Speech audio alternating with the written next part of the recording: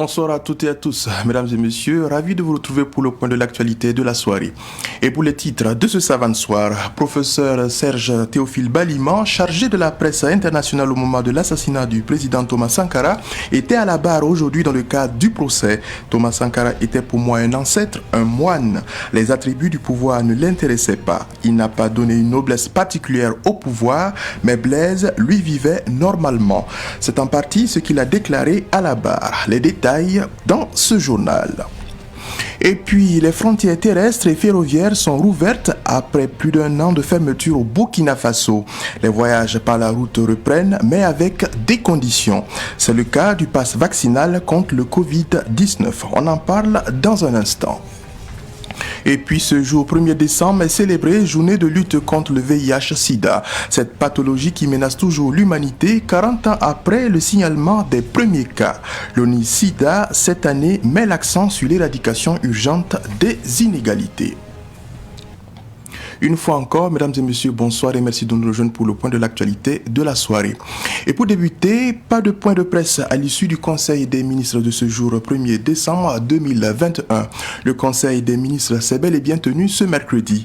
Mais les journalistes sont restés sur leur soif puisque le ministre porte-parole du gouvernement, ministre en charge de la communication, Ousseini Tamboura, n'a pas fait de compte-rendu. Pourquoi cet état des choses? Le fera-t-il après? Eh bien, notre reporter sur place n'a pas trouvé de réponse, c'est tout bredouille qu'il est rentré.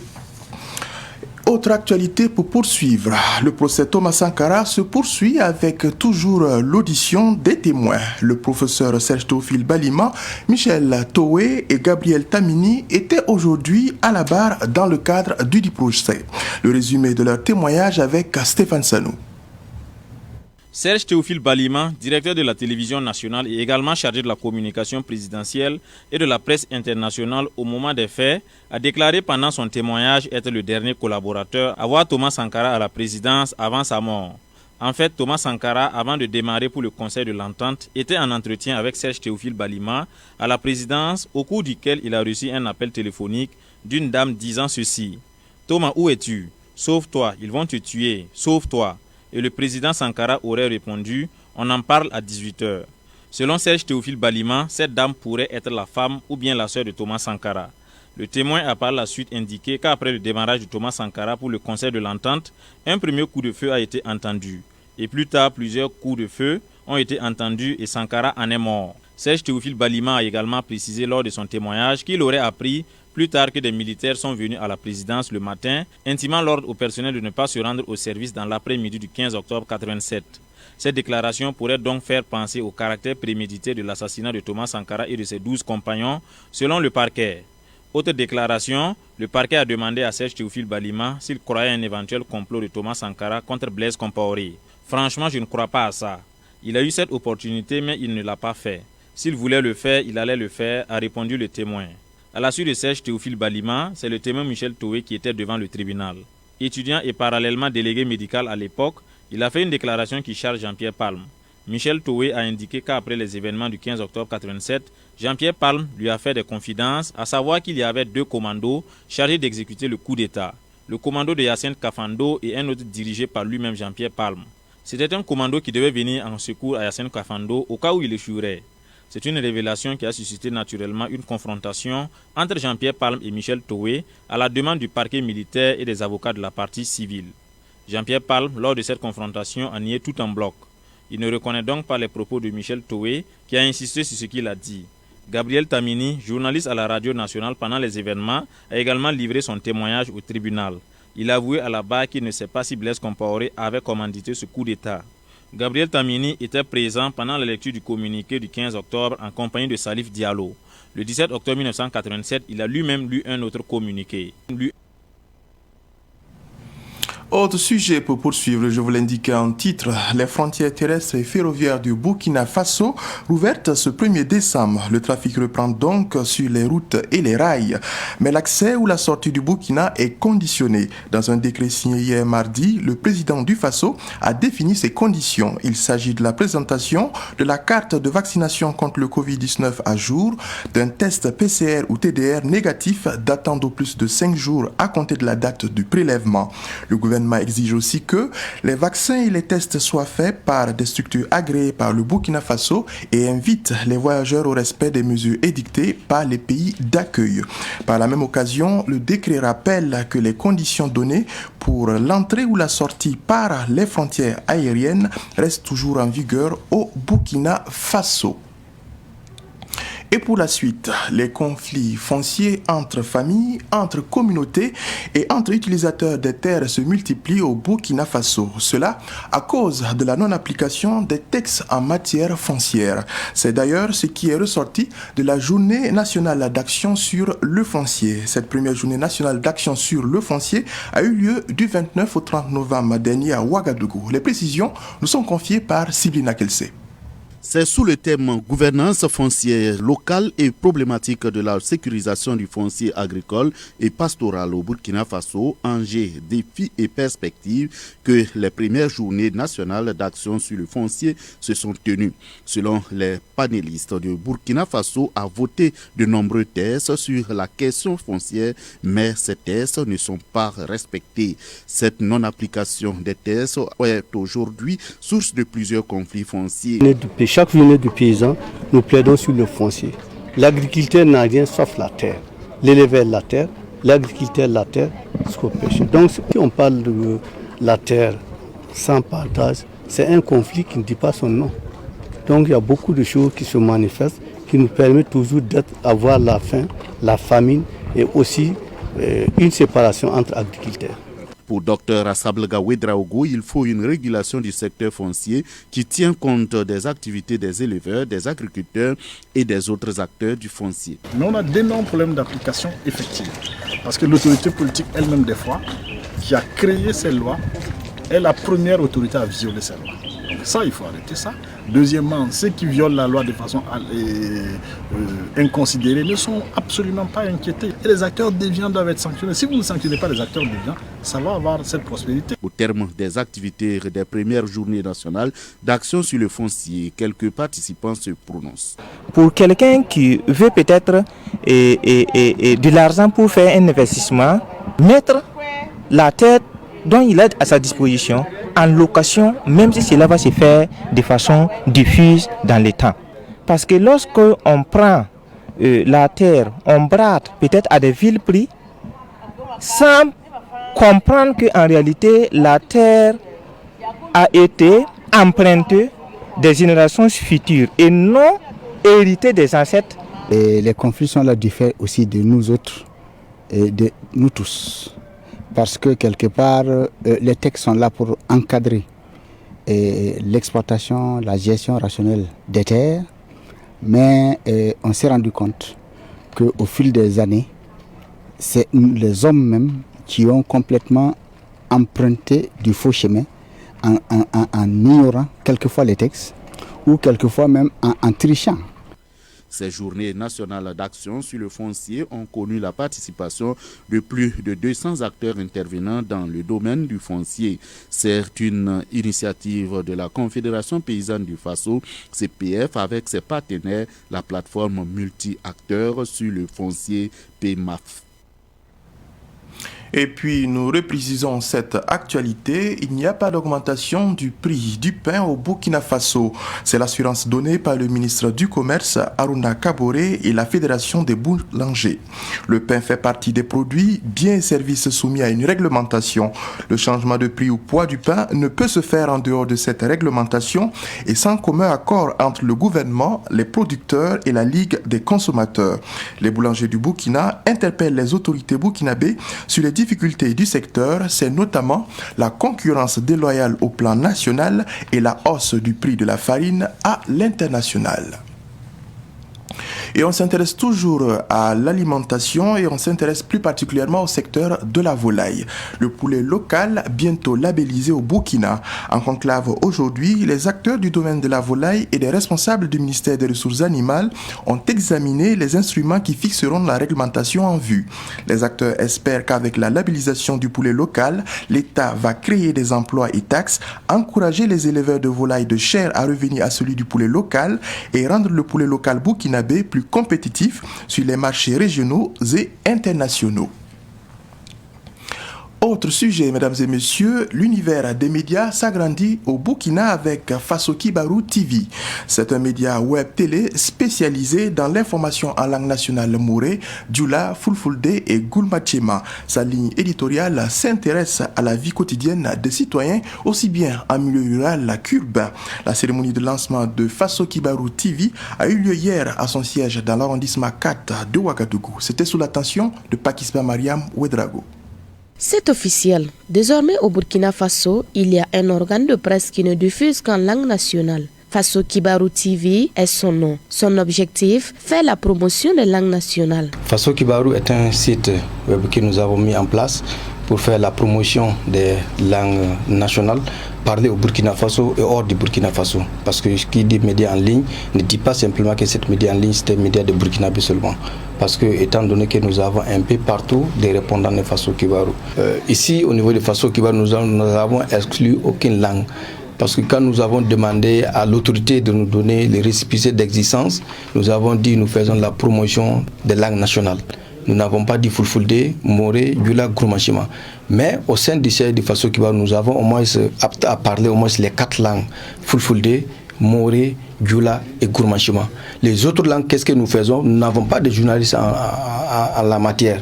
Mais nous partons vers les populations qui savent parler leur langue. Nous faisons des entretiens, des interviews et nous faisons la diffusion à travers tout ce qu'ils ont dit. Donc pour dire que toutes les langues sont parlées au sein de Fasso Kibarou. Donner des informations en langue nationale sera bénéfique pour la population qui est à 80% non instruite en français.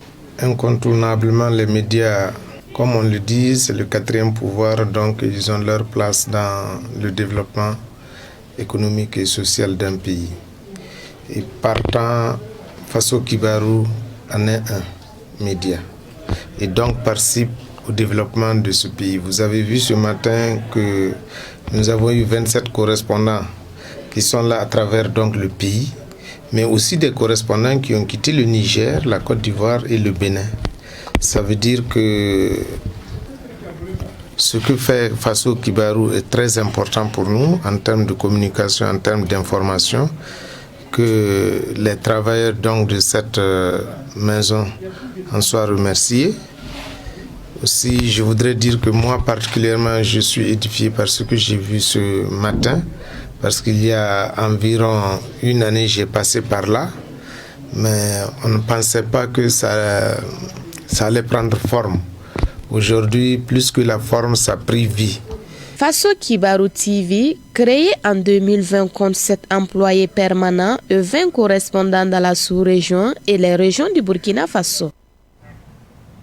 Et nous restons justement toujours dans l'arrondissement 4 de Ouagadougou où le conseil municipal était sur le terrain pour faire le point des réalisations de la mairie. Anatole Bonkungu, maire du dit arrondissement, et ses conseillers ont fait le tour des infrastructures réalisées au cours de leur mandat. Fatih Sankara était de la délégation pour la visite.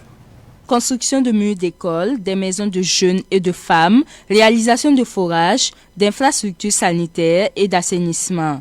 Ce sont entre autres les acquis du conseil municipal de l'arrondissement 4 durant les 5 ans. Toutes ces réalisations étaient possibles grâce au budget de la mairie et la contribution de certains partenaires. Le conseil municipal a pris près de 7 heures pour faire le tour de ces réalisations à Polesgo, Sakula, Toudbouego, Rumtenga, Sordin et Somgandé. Le conseil municipal a estimé qu'il y a des secteurs prioritaires, dont l'éducation, la santé, l'assainissement. Vous savez que la question du foncier en tant qu'arrondissement périphérique est aussi prioritaire. Cela disant, nous avons en un premier temps, avec les élus, voir qu'est-ce qu'il faut faire. Et nous nous sommes dit, nous avons une jeunesse où il faut véritablement accompagner. Quand nous faisons le point, nous sommes à plus d'1,2 milliard d'investissements. Et nous avons eu en tout cas la chance d'abriter un projet présidentiel dans notre arrondissement qui est donc la réalisation d'une usine de coton. Et dans ce cadre-là, nous avons bénéficié d'une autorisation spéciale qui nous a permis de réaliser en fait des parcelles pour délocaliser ceux qui sont dans la zone industrielle. Même si tous les objectifs ne sont pas atteints, le conseil municipal de l'arrondissement 4 trouve des motifs de satisfaction. J'attends que ceux-là qui nous ont mandatés, je vais parler de la population, nous disent véritablement nous sommes satisfaits. Lorsque nous allons dire à vous de la presse, à l'ensemble de la population que nous avons réalisé ceci ou cela, qu'il y ait des images par exemple qui puissent l'attester. Et aujourd'hui vous êtes des témoins oculaires qui ont pu visiter ce que nous allons dire à l'ensemble de la population, ce que nous avons fait, parce que nous avons l'obligation de les rendre compte. En tout cas pour nous, en termes clairs, sans exagération, nous sommes comblés. Cette visite terrain du conseil municipal de l'arrondissement 4 se tient en prélude à la journée de redevabilité prévue les mois à venir. Dans la dynamique de cultiver la paix et la cohésion sociale dans les villages, la Fédération pour la paix universelle a une fois de plus reconnu les mérites de Naba Saga de Kibraok-Tanguin dans la commune de Bingo, province du Boulkiemde, pour son combat pour la paix. La cérémonie de distinction a eu lieu samedi dernier au Palais Royal. Témoignage avec Chérif Boukari Dianda. Distingué déjà ambassadeur de la paix il y a déjà 12 ans, Naba Saga de Kibraok-Tanguin dans la commune de Bingo a vu encore ses efforts en faveur de la paix récompensés. Il a été honoré par une attestation de reconnaissance par la Fédération pour la paix universelle. Michel Nana, ambassadeur de la paix, explique les raisons de la reconnaissance envers Naba Saga de Kibraok-Tanguin. Nous sommes venus pour augmenter son courage auprès de son commandement. Au regard du bradage des terres de nos jours, Naba Saga s'engage à sensibiliser ses populations sur les dangers liés à la vente de la terre. Et la terre, c'est quelque chose qui s'achète très bien. Pour le Burkina, je pense que si on ne fait pas attention, ce n'est pas seulement les terroristes. C'est-à-dire que nous allons créer même des germes de notre division, à travers par exemple la vente des terres, les conflits fonciers, et ça va être vraiment un problème qui va venir se superposer à celui-là qu'on connaît jusqu'à présent et qu'on déplore tous. Des critères régissent le choix des ambassadeurs de la paix, selon Thomas Diarra, secrétaire général de la Fédération pour la paix universelle. Et ces 5 critères, comme nous le disions, il faut être un croyant. Quelqu'un qui ne croit pas en Dieu, on ne discerne pas le diplôme d'ambassadeur de paix. Il faut également être quelqu'un qui est capable donc de vivre pour les autres, qui donne la joie aux autres. L'être humain n'est pas seulement physique. Donner la joie aux autres, ce n'est pas seulement lui donner l'argent, mais faire en sorte que la personne soit heureuse, soit en l'écoutant, donnant des conseils. Tout ça là, c'est une manière de donner la joie et de vivre pour les autres. Cette cérémonie a été également une occasion pour la fédération de lever 5 autres personnes du village de Kibraok-Tanguin au rang d'ambassadeurs de la paix. Deuxième cuvée des apprenants du Coran à l'AEMB. L'Association des élèves et étudiants musulmans au Burkina Faso a remis dimanche dernier à l'université Joseph Kizerbo les attestations de plus de 100 impétrants. C'était avec la consigne de partager leurs connaissances coraniques avec les autres. Les précisions nous sont confiées par Abdoulaye Kinda.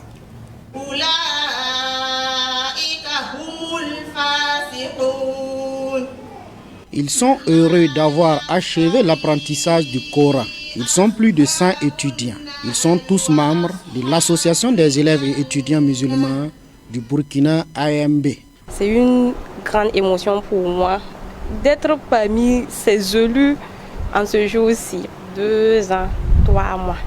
C'est le cycle normal pour finir l'apprentissage du Coran là-bas, si tu n'as pas repris les examens. Si tu es organisé, tu peux tout faire, et si tu as la volonté, et comme c'est un cadre de spiritualité, plus tu y vas, plus tu as de l'énergie même pour vaquer à d'autres préoccupations. Aujourd'hui, c'est une énorme joie pour nous. La vie religieuse, je pense que la religion prime sur toute chose.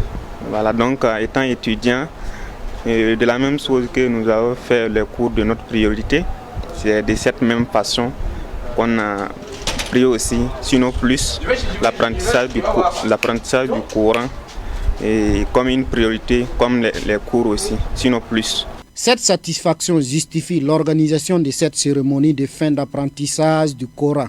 Dans son adresse, le président de l'AMB, Adama Sawadgo, a souhaité que les impétrants partagent leur connaissance du Coran avec les autres frères et sœurs.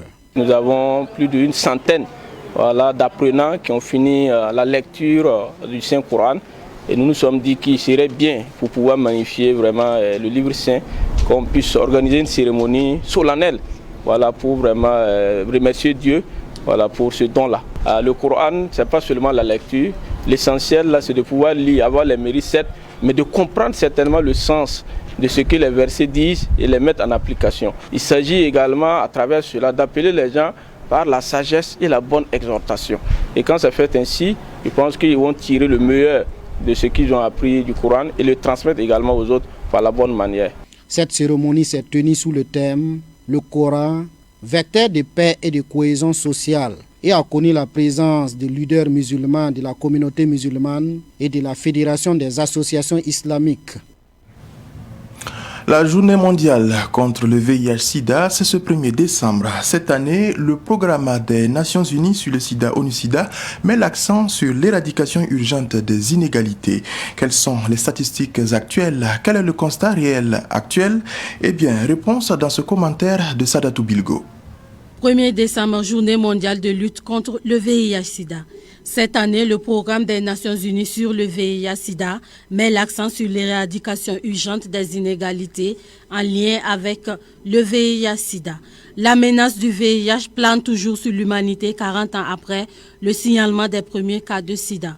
Aujourd'hui, l'engagement de mettre fin au sida à l'horizon 2030 est en retard selon l'ONU-SIDA. Les statistiques de l'ONU-SIDA en 2020 indiquent que 37 millions de personnes vivent avec le VIH et 53% de ces personnes sont des femmes.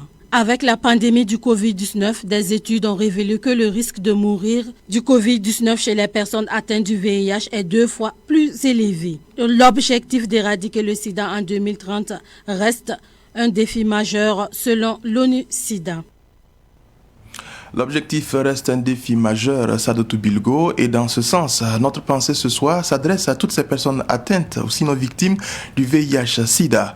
Nous vous recommandons courage et foi. Et c'est avec ce sujet santé que Savant Soir se referme. Merci à vous qui avez été des nôtres. Très bonne suite en compagnie de nos programmes.